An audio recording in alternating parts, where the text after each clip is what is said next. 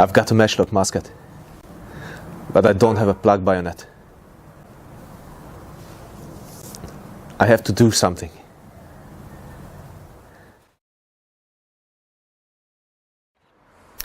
I am not a blacksmith, neither a knife maker, so everything I do here probably will make the professionals laugh. I do not intend to make a working repro, but rather a visual copy of a 17th century German plug bayonet a friend of mine lent me. The raw material is a cheap carbon steel machete I bought only for 10 euros. It will be more than enough for my project. These plug bayonets were first used by the Basques for hunting, and later in the second half of the 17th century it slowly sneaked into military use, offering a chance to unify the roles of the pikeman and the musketeer in one single soldier.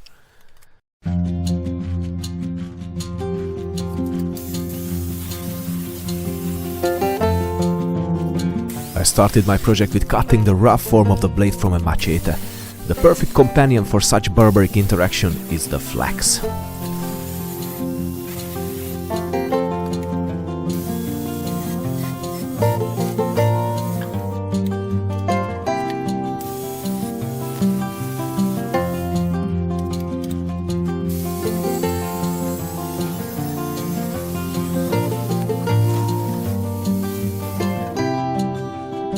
The blade is 30 cm long, 5 cm wide and 4 mm thick, just as the dimensions of the original I measured.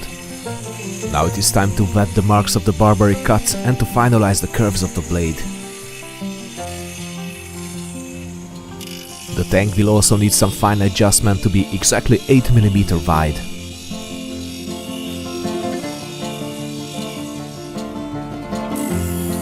I also wet the excess material from the sides to roughly form the future edges of the bayonet.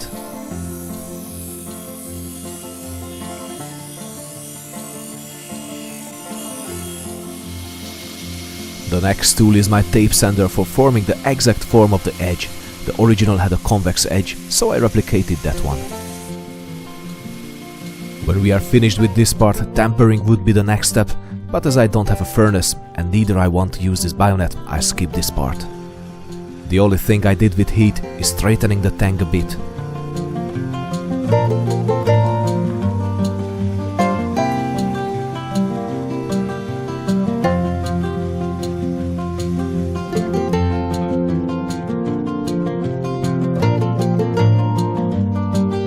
The crossguard and the pommel of the bayonet were made from brass, while the grip was turned from some kind of hardwood.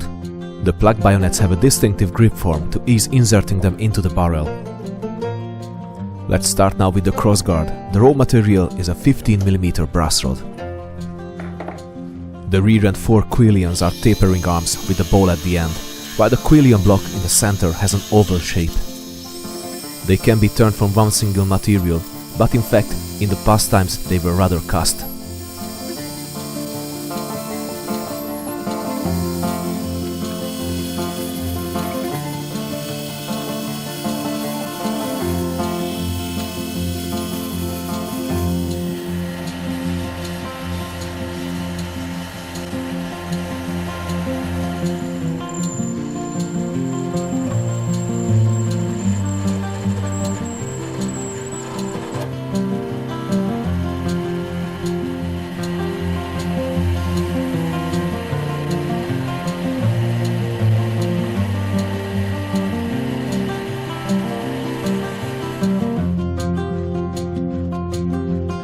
Now the basic shape is ready, we can flatten the sides on the tape sander.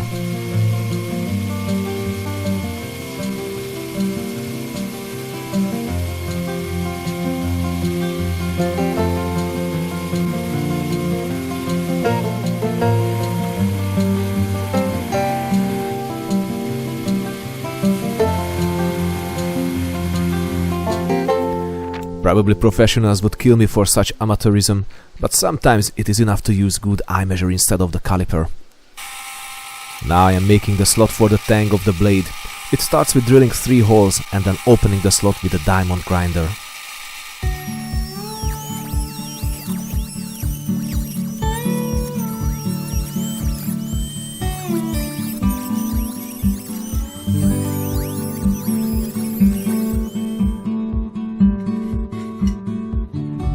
And it fits. We just need to cut a small slot so the blade will fit better.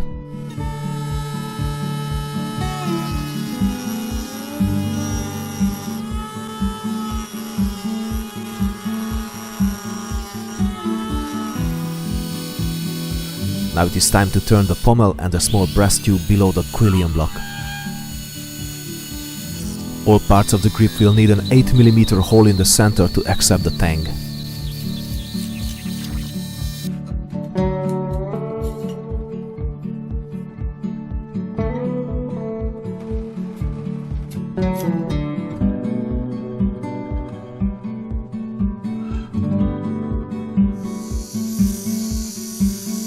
The end of the tang will need some forming, so I can cut threads on it to accept the pommel.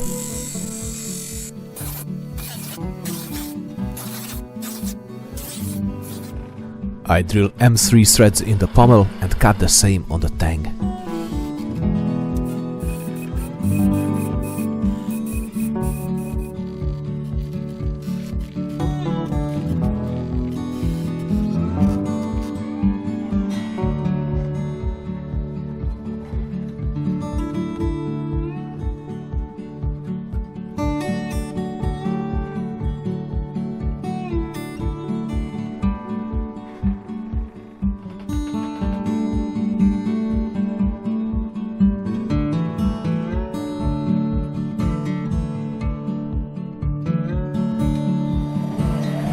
Getting ready with the metalworks, we can move to the grip. Unfortunately, I do not have a wood lathe, so I'm turning it on the same machine. It makes a mess, believe me, so it is better to use a wood lathe instead.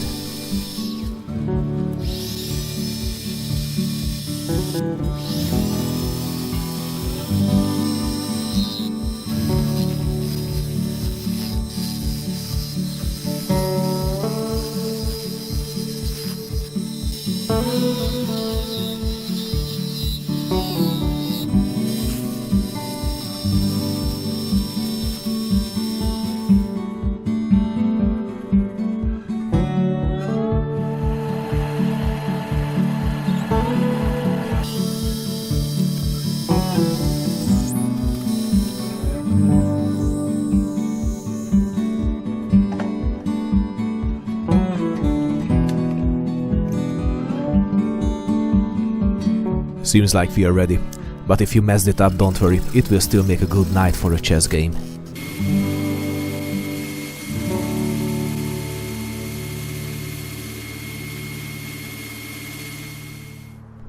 And ladies and gentlemen, this is the very first time when all parts are merged together, and if your eye measure is good, it will fit.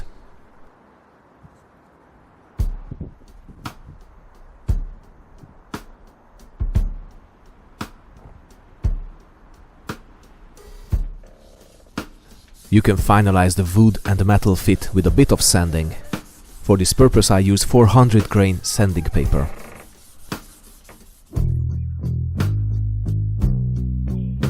For coloring the wood I use the same oil I usually use for refreshing gun stocks. Balzin is an excellent material, it is available in different colors. It needs a few layers and leave it dry at least 10 hours before each layers. Do it until you are satisfied with the darkness. Until it dries, give a bit of polishing to the blade.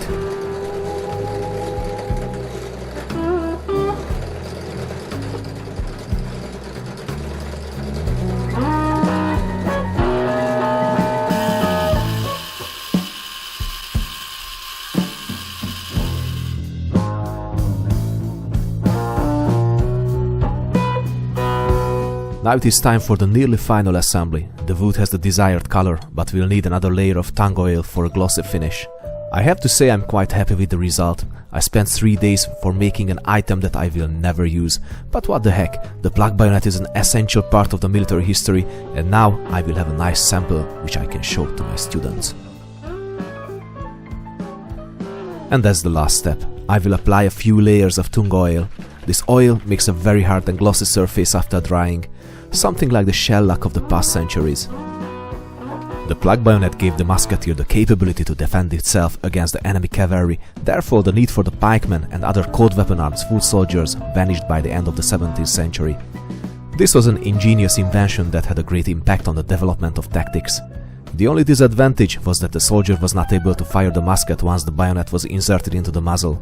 That's why the socket bayonet was invented, but that's another story.